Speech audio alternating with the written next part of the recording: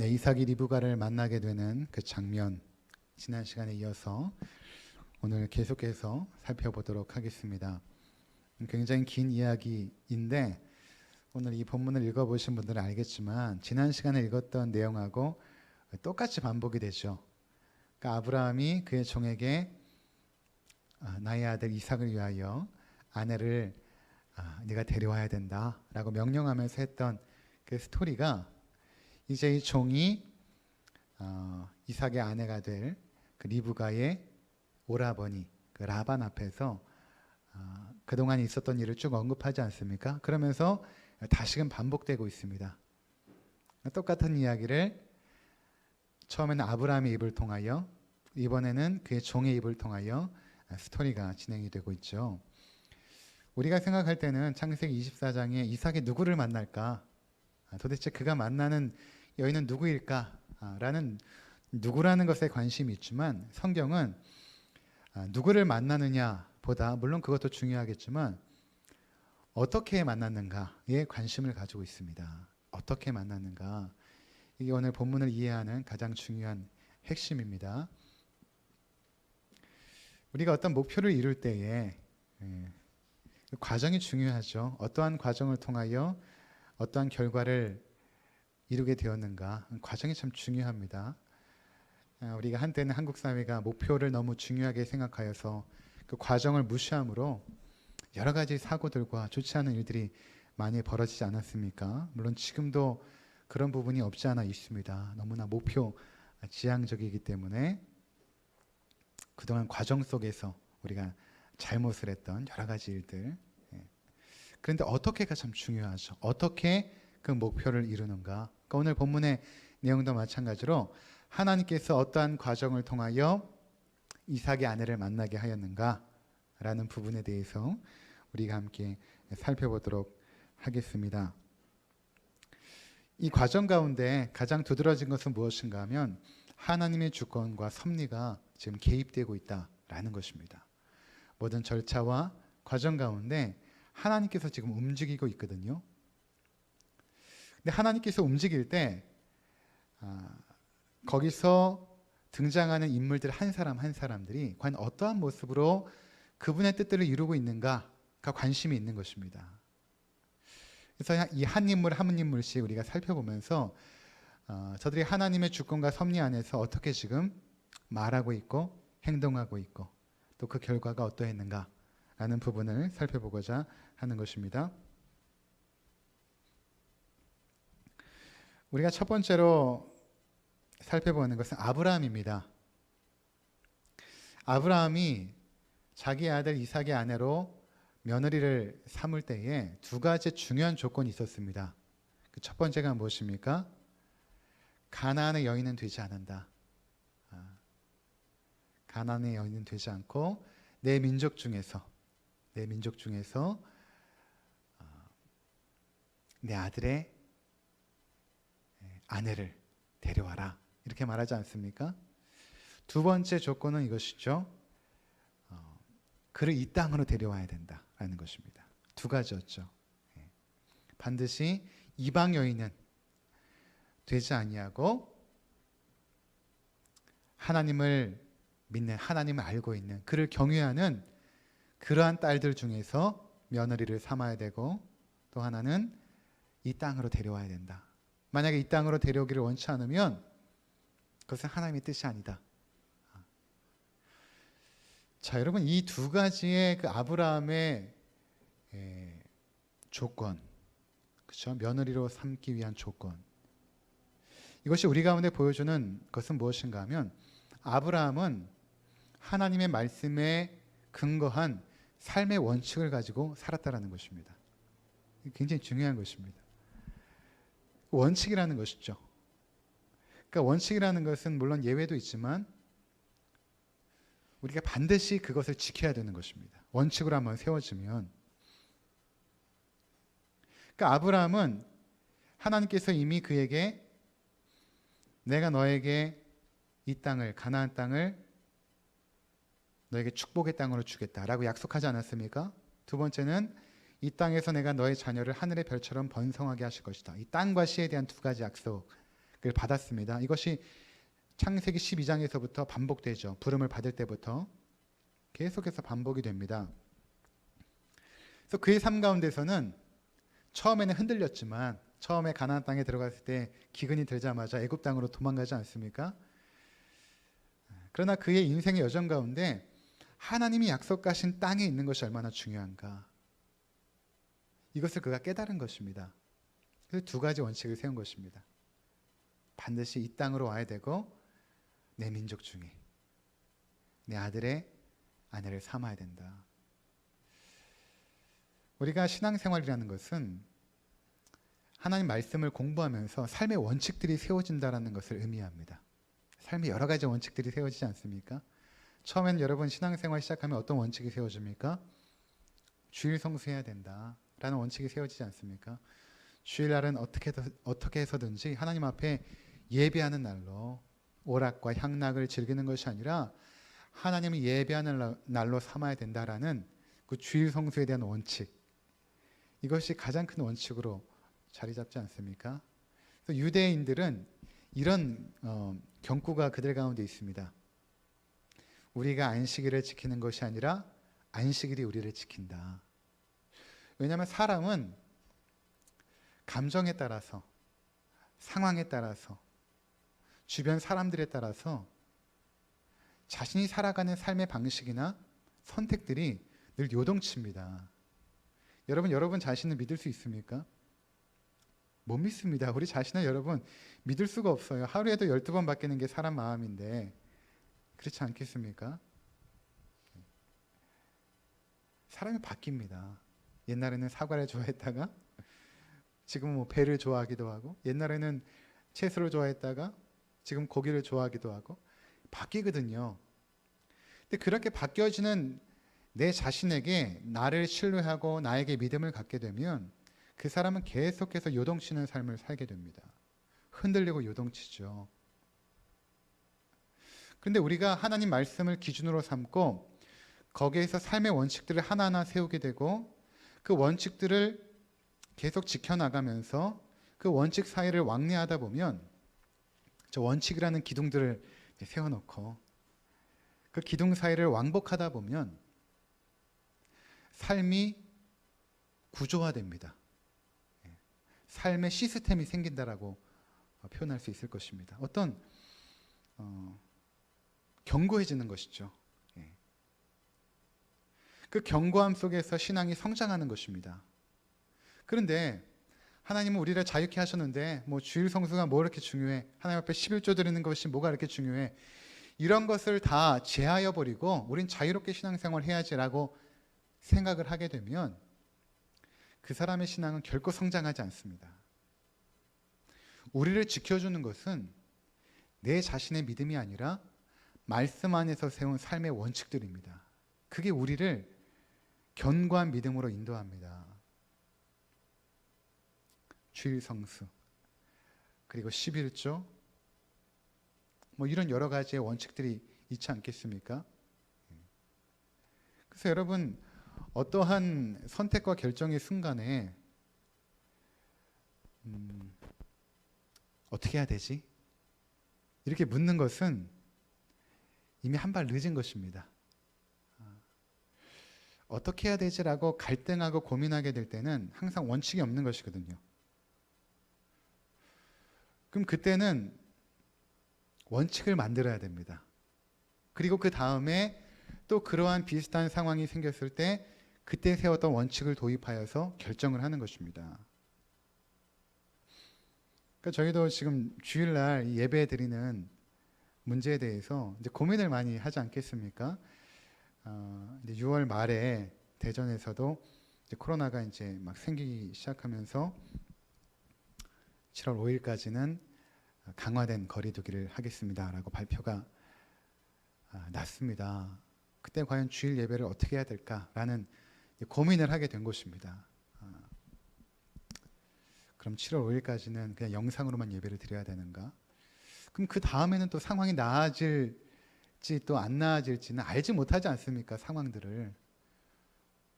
그때 이제 고민이 되는 것이죠. 그러면은 계속해서 상황에 따라서 주일날 현장 예배를 드리기도 하고 또 드리지 말기도 하고 상황에 따라서 움직인다면 굉장히 힘들겠죠. 성도들도 그렇고 또 교회를 운영하는 목사나 운영위원들도 그렇고. 근데 그때 어떻게 하는가 하면 원칙을 세운 것입니다. 운영위원들과 함께 원칙을 세웁시다. 원칙은 무엇인가 하면 교회의 방역 시스템이 그래도 학교보다는 안전하기 때문에 만약에 학교에서도 학생들을 학교에 나오지 말라 하면 교회도 현장 예배를 쉬는 것으로 이렇게 원칙을 세운 것입니다. 그렇게 하면 그 다음에 상황의 변동에 따라서 그 원칙을 대입하면 되는 것이죠. 그러니까 이러한 어떤 원칙들이 사실은 신앙생활함에 있어서 시간과 에너지를 많이 절약시킨다라는 것입니다. 누군가 지나가다가 지갑을 주웠습니다. 이것을 어떻게 해야 될까? 돌려줘야 될까? 주인을 찾아서, 아니면 내가 그냥 가져야 될까? 갈등한다는 자체가 무엇입니까? 그 사람에게 원칙이 없다라는 것이죠. 원칙이 있는 사람은 바로 결정을 합니다. 가져다 줘야지 이렇게 결정하지 않습니까? 수많은 갈등과 시간과 에너지들을 그 원칙을 통하여서 압축하여서 어떠한 결정을 내려 신속하게 움직일 수 있죠. 그러니까 아브라함은 지금 이제 거의 죽음에 다다르지 않았습니까? 죽음을 앞두고 있습니다. 그 말년에 이제 신앙생활을 하면서 수많은 삶의 원칙들이 세워진 것입니다. 그러니까 당연히 이 원칙이 변함이 없죠. 좋은 며느리감을 만났어요. 종이 묻습니다. 그녀가 떠나지 않으려면 어떻게 합니까? 참 괜찮은 자매인데, 그럼 그것은 하나님의 뜻이 아니다. 반드시 이 땅으로 돌아와야 된다. 타협이 없는 그 원칙. 이것을 굳건하게 시켜나가는 것입니다. 여러분들은 얼마만큼 신앙의 원칙들을 가지고 있습니까? 이 원칙이 흔들릴 때 늘 어려움들이 생겨요. 제가 아는 한 목사님이 계시는데 딸이 이제 나이가 점점 많아지니까 이제 걱정이 생긴 것입니다. 직장을 지방으로 갔는데 그 지방에 이제 공무원이에요. 근데 공무원인데 딸이 거기서 만난 남자가 있습니다. 근데 믿음이 없어요. 그 부모님도 마찬가지고 우상숭배하는 가정입니다. 그러니까 그 목사님하고 한 번은 저기 이제 천안에서부터 차를 타고 쭉 내려오는데 딸이 좋다면 보내야지 어떻겠냐고. 그동안은 안 된다는 원칙을 가지고 있었지만 목사님조차도 딸이 점점 나이가 많아가고 좋아하는 남자가 생기니까 그 원칙이 흔들리더라고요. 자식 문제니까 더 흔들리겠죠. 근데 제가 아는 목사님 중에 그렇게 결혼시켜서 그 결혼이 파탄난 경우를 많이 봤거든요. 봤습니다. 제가 실제로 목사님 자제분들이에요. 근데 호텔에서 결혼식을 아주 화려하게 합니다. 저도 그 결혼식 갔거든요. 호텔에서 화려하게 하고 부럽더라고요. 근데 결혼하고 2년인가 있다가 이혼하더라고요. 그러니까 여러분 그렇게 좋다고 형제 자매들 우리 청년들이 있을지 모르겠지만 그 당시에는 그렇게 좋아서 결혼하면 행복해질 것 같지만 여러분 신앙의 원칙을 배제하고 감정으로 결혼하게 되잖아요. 반드시 어려움 생깁니다. 그 감정은 여러분 식습니다. 사람의 감정은 식어요. 감정은 사랑이 아니거든요. 감정은 감정입니다. 모든 러브 스토리들이 대부분 결혼하는 것으로 마무리되는 이유가 무엇입니까? 결혼하고 이제 해피엔딩으로 끝나지 않습니까? 결혼 이후를 보여주지 않죠. 결혼 이후는 얼마 전에 종영되었던 부부의 세계가 되는 것입니다. 결혼하여서 살아가는 삶은 만만치 않거든요. 그 현실은 만만치 않습니다. 믿음의 사람들도 결혼하여서 수많은 갈등과 다툼과 어려운 일들을 겪는데 하물며 믿지 않은 자와 멍에를 같이 매게 되면 그 감정이 식은 한 1년이면 식거든요. 그 이후에 아기 태어나고 하다 보면 수많은 자극들 앞에서 굉장히 힘들어집니다. 그럼 인생이 불행해져요. 그러니까 원칙이 흔들리면 안 된다는 것입니다. 내가 하나님 앞에 하나님 믿음의 사람을 만나게 해주세요. 믿음의 자매를 만나게 해주세요. 우리 자녀들 하나님 믿음 안에서 만나게 해주세요. 라고 기도했다면 여러분 그 기도대로 응답받기를 소원해야 되는 것입니다. 그리고 두 번째 이제 종의 모습이 나옵니다. 이 종은 이름이 밝히지 않죠. 아마 엘리에셀이라고 추측을 하는데 아브라함이 양자로 기르려고 했던 그 엘리에셀이라고 추측이 되어집니다. 이 종의 모습을 보면 굉장히 신실하거든요. 어떤 모습에서 신실한가? 첫 번째로는 그는 자신의 사명과 정체성을 분명히 알았습니다. 그러니까 라반 앞에서 이런 고백을 하거든요. 우리 잠깐 볼까요? 34절입니다. 34절에 그가 이르되 나는 아브라함의 종이니이다. 뭐 그의 이름을 밝히지도 않습니다. 나는 아브라함의 종일 뿐입니다. 그냥 아브라함 나의 주인께서 나에게 명하신 것을 나는 온전히 순종하는 종일 뿐입니다. 그리고 그는 종의 정체성에 맞게 적합하게 자기 사명을 충실하게 감당합니다. 그 이상도 그 이하도 아니고 종으로서의 사명을 감당하죠. 아브라함이 그에게 분부한 그대로를 따라서 그 일들을 진행합니다. 여러분 정체성을 가지고 있는 것은 굉장히 중요한 것입니다. 내가 누구인가 라는 것을 아는 것이 굉장히 중요하거든요. 거기서부터 신앙생활이 출발합니다. 몇 년 전에 TV에서 나는 가수다 해가지고 가수들이 가창력 하나만으로도 승부를 하는 청중들이 평가하여서 한 사람 한 사람 떨어뜨리고 경쟁하는 프로그램이 있지 않았습니까? 한때 90년대 보면 그 90년대 가수들은 노래를 거의 못합니다. 춤을 잘 췄지. 그 당시 90년대 초반의 음악들 들어보면 가수들이 되게 노래 못해요. 대부분 춤만 잘 추지. 그중에 몇 명만 잘 부르는 가수가 있었는데 그런데 이제 2000년 넘어오면서 사람들은 본질을 묻기 시작한 것입니다. 본질. 나는 가수다라는 그 타이틀이 말하는 것이 무엇입니까? 가수의 본질이 무엇인가? 가수의 본질이 무엇인가? 이것을 사람들이 지금 묻기 시작한 것입니다. 기업도 그렇고 지금의 흐름 자체가 본질을 추구하는 흐름으로 흘러가고 있죠. 왜 그렇습니까? 그동안 외형이나 화려함이나 형식을 추구했던 모든 것들이 결국 실패로 돌아가고 그것들이 우리에게 허무함을 주었기 때문에 이제 사람들이 본질에 집중하기 시작한 것입니다. 여러분 그리스도인이 자신의 정체성과 본질을 바르게 깨닫지 못하면 그리스도인답지 않게 살아갑니다. 내가 누구인가? 라는 것을 분명히 알 필요가 있죠. 거기서부터 우리의 모든 삶의 결정과 선택이 시작이 되는 것입니다. 여러분들이 직장에 갔을 때 나는 그리스도인입니다. 라고 밝히고 어떠한 일들을 진행하는 것과 그것을 굳이 숨기면서까지 어떠한 일들을 진행하는 것은 전혀 다를 것입니다. 저 같은 경우에 어느 자리에 가면 나는 목사입니다라고 밝히고 어떠한 일을 진행하는 것과 그것을 숨기고 어떠한 일을 진행하는 것은 전혀 다르겠죠. 그래서 아브라함의 종은 자신이 종입니다. 이름도 밝히지 않고 그것을 밝히고 종의 신분에 맞게 어떠한 일들을 진행합니다. 그 사명들을 진행하거든요. 그러니까 우리는 누구인가? 우리 모두는 첫 번째 정체성이 무엇입니까? 그리스도인입니다. 하나님의 자녀. 하나님의 사랑받는 자녀. 그리고 그리스도를 주인으로 모신 그분의 종.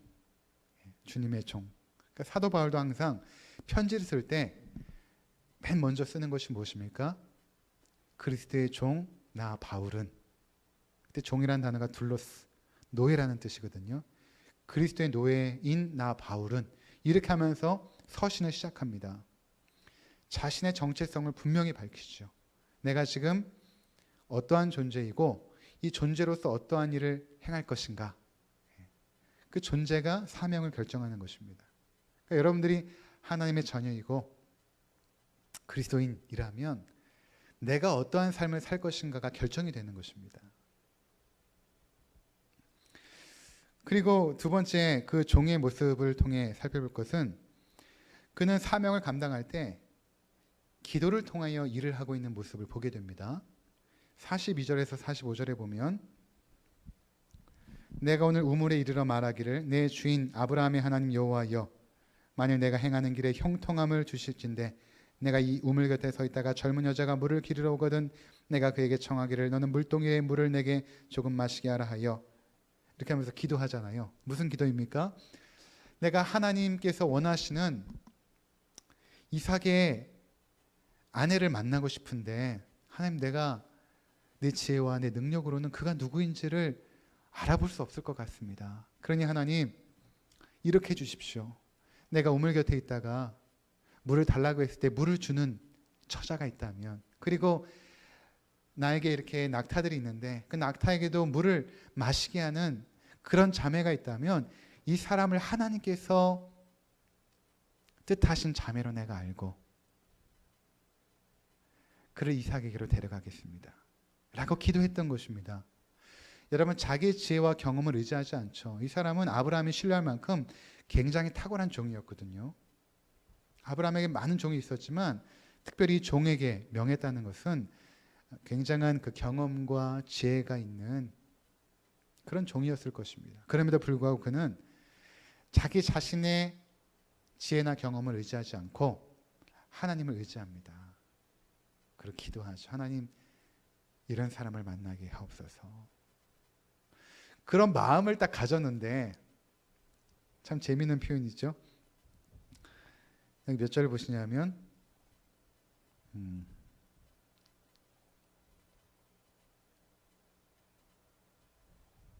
45절에 내가 마음속으로 말하기를 마치기도 전에 이런 기도 제목을 가지고 마음속으로 기도를 마치기도 전에 한 여인이 다가온 것입니다. 즉각적으로 하나님께서 응답하시죠. 그러더니 자기에게도 물을 주고 물을 달라니까 물을 주고 거기에는 낙타들에게도 10마리 낙타인데 한 마리 낙타당 95리터를 마시니까 950리터 아닙니까? 근데 그 당시에 여인들이 이고 있던 물동이는 뭐 해봐야 10리터 정도 뜰 수 있는 것입니다. 그럼 여러분 95번을 왕복해야 됩니다. 한 그 당시에 우물 한 20m 정도 깊었거든요.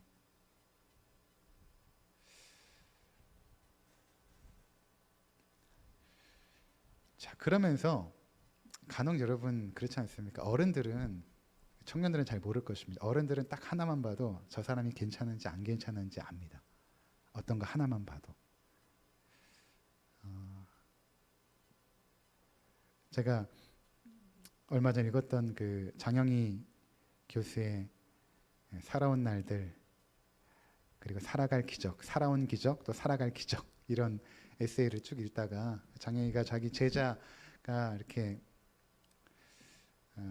결혼할 남자친구를 데려와서 함께 이렇게 식사를 하더래요. 남자친구에 대한 자랑들을 많이 들었겠죠.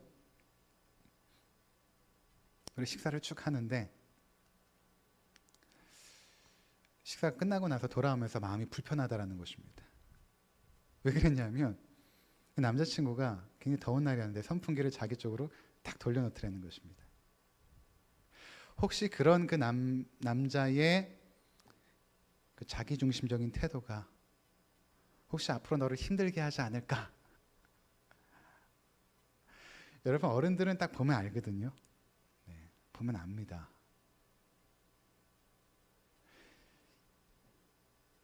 지금 우리 자녀들이 만나는 이 형제가, 이 자매가 괜찮은지 안 괜찮은지를 알거든요. 그러니까 우리 청년들은 부모 말을 무시하면 안 됩니다.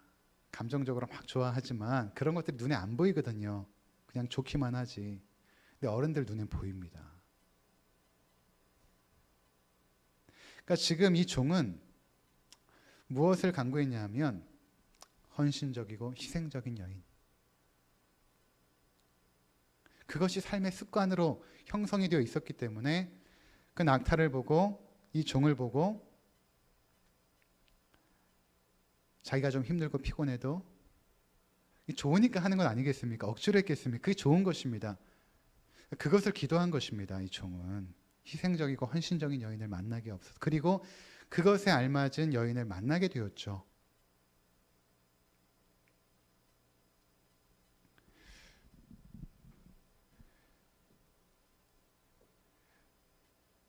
제가 전에 장로님 따님 결혼할 때 갔었는데 장로님한테 잠깐 들었어요.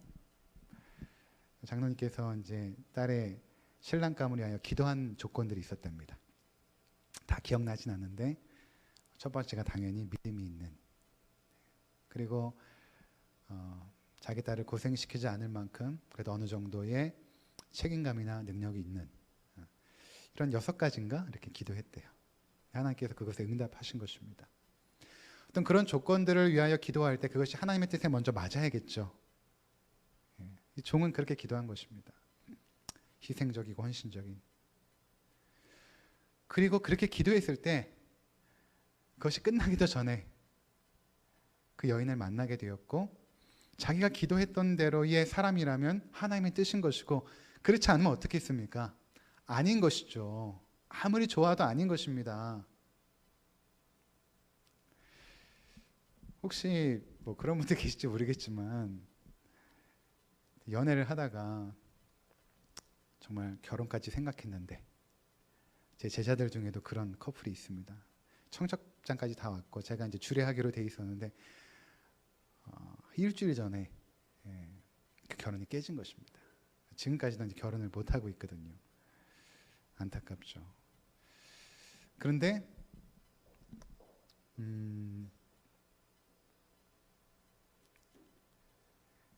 어떤 그런 기도들로 준비가 되지 않은 것입니다. 하나님 앞에. 그러니까 여러분, 이 중요한 결혼을 위해서 어릴 때부터 기도하는 것이 중요하죠. 우리 자녀들 뭐 이제 초등학교 중학생이라고 아직 멀었다라고 생각하면 안 됩니다. 우리 자녀들의 배우자를 위해서 기도하되 그 기도의 조건들은 무엇입니까? 성경을 근거하여서 하나님의 뜻에 합당한 기도 제목들을 놓고 기도하는 것입니다. 그럴 때 여러분 혹시 헤어지더라도 이렇게 생각하는 것이죠. 하나님께서 원하시는 사람이 아니었구나. 하나님께서 원하시는 사람이 아니었고, 만약에 그 사람과 결혼했으면 얼마나 고생했을까. 그거에 맞을 것입니다. 그게 맞을 거예요. 저는 제 제자도 그렇게 생각합니다. 그 형제와 결혼했으면 오히려 불행한 인생을 살았겠다. 그러니까 하나님께서 결혼 일주일 전에라도 막으셨겠지. 막으신 것입니다.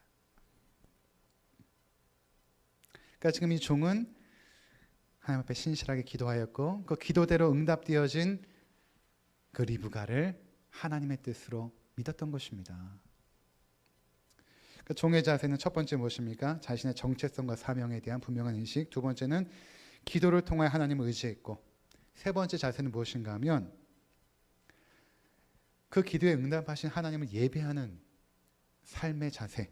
48절에 보시면 내 주인 아브라함의 하나님 여호와께서 나를 바른 길로 인도하사 나의 주인의 동생의 딸을 그를 위하여 그의 아들을 위하여 택하게 하셨으므로 내가 머리를 숙여 그에게 경배하고 찬송하였나이다.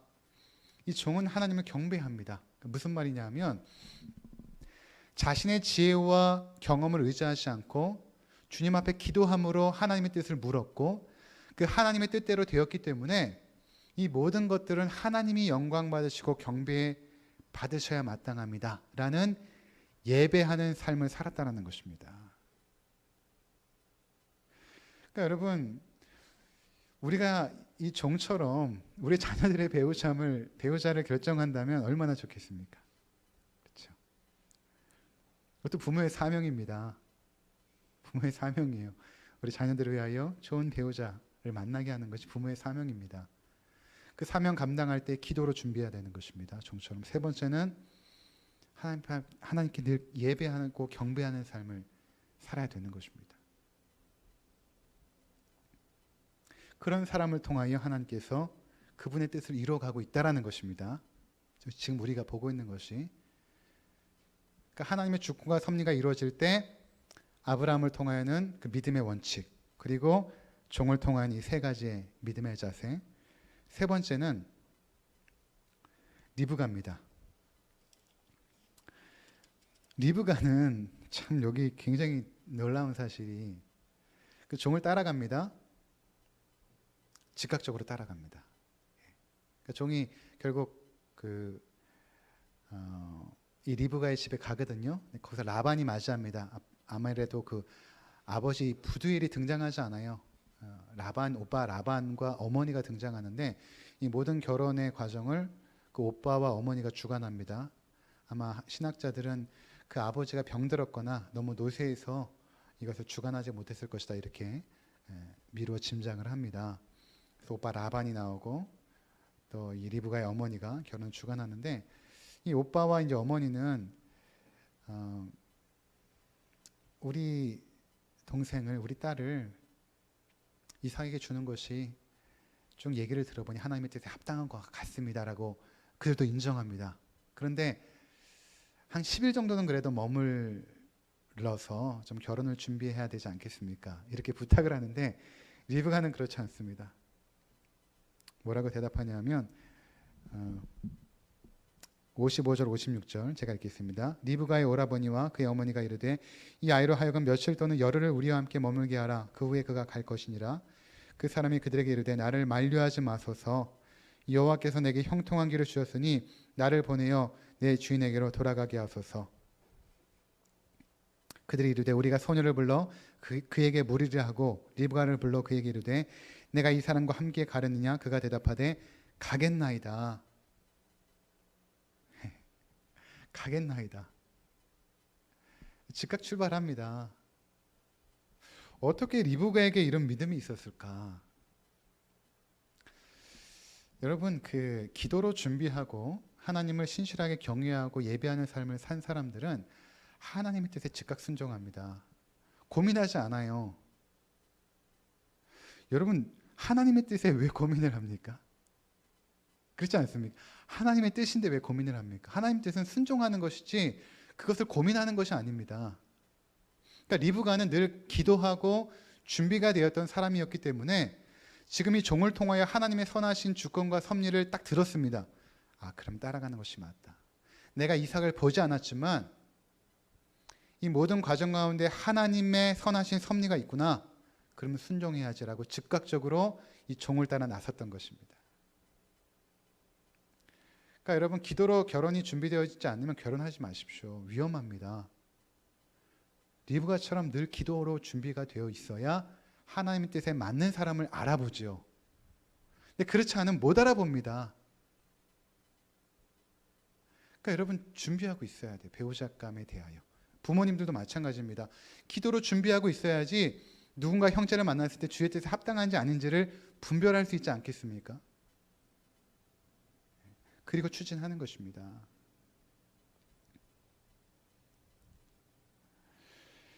그리고 나서 리브가가 그 종을 따라갑니다. 따라갔는데 장면도 참 아름답죠. 거의 이제 도착한 것입니다. 이삭이 멀리서 보니까 이제 낙타와 이제 종이 오고 있습니다. 직감하죠. 아, 나의 아내가 오고 있구나. 그때 리브가도 멀리서 보니까 저기 자기 남편 될 이삭이 있는 것입니다. 63절 볼까요? 이삭이 저물 때 들에 나가 묵상하다가 눈을 들어 보매 낙타들이 오는지라 리브가가 눈을 들어 이삭을 바라보고 낙타에서 내려 종에게 말해 들에서 배회하다가 우리에게로 마주오는 자가 누구냐? 종이 이르되 이는 내 주인이다. 리브가가 너울을 가지고 자기 얼굴을 가리더라. 이 둘의 만남이 이제 이루어지지 않습니까? 그때 여러분, 이삭이 무엇을 하고 있었습니까? 묵상하고 있었습니다. 그렇죠. 그러니까 여러분, 이 결혼이라는 것은 기도하고 묵상하고 경배하고 그런 사람이 믿음의 사람을 만나는 것입니다. 대부분 보면 신앙의 수준에 맞게 만나요. 그러니까 여러분, 좋은 배우자를 위하여 기도하는 것도 중요하지만 나의 신앙의 수준을 높이는 것이 더 중요합니다. 왜 그렇습니까? 그 수준에 맞게 그 형제와 자매를 만나거든요. 간혹 저에게 무슨 어떤 형제, 어떤 자매를 만나야 돼요? 일단 네 신앙의 수준을 높여라. 거기 수준에 맞게 만나거든요.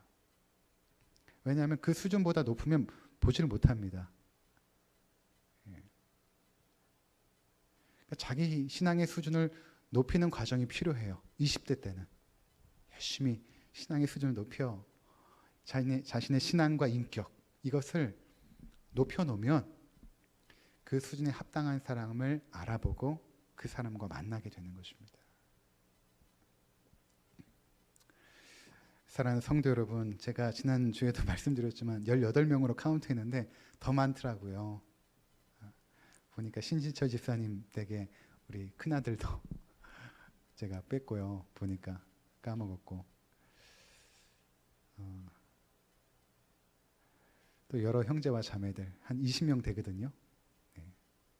결혼을 앞둔 우리 교회 내의 형제와 자매들 위해서 우리 함께 기도하여서 저들의 아름다운 믿음의 가정을 이룰 수 있도록 저들의 가정을 통하여 하나님의 나라가 이루어질 수 있도록 기도하시는 우리 모두가 되시기를 주의 이름으로 축원을 드립니다. 기도하겠습니다.